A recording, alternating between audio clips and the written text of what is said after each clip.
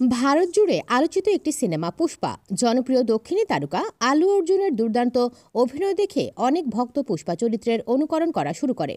ভক্তদের তৈরি করা সেসব ভিডিও তখন বেশ আলোড়ন সৃষ্টি করে সামাজিক যোগাযোগ মাধ্যমে। অবশেষে 2 বছর পর সিনেমাটির দ্বিতীয় পর্ব মুক্তির দিনক্ষণ আনুষ্ঠানিকভাবে ঘোষণা করেছে পুষ্পার নির্মাতা সংস্থা মিথ্রি মুভি মেকার্স।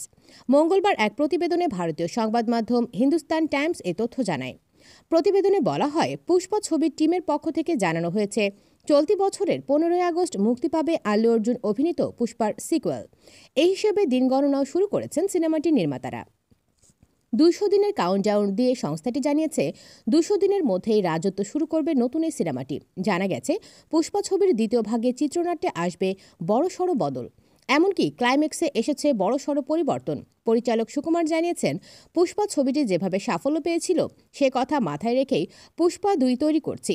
প্রসঙ্গত, পুষ্পা দ্য রুল সিনেমায় আল্লু অর্জুন, ফাহাদ ফাসিল এবং রাশমিকা মান্দানা প্রধান ভূমিকায় অভিনয় করেছেন। দ্বিতীয় কিস্তিতেও তারাই থাকছেন বলে জানা যাচ্ছে, তবে সঙ্গে থাকছেন আরও নতুন কিছু মুখ।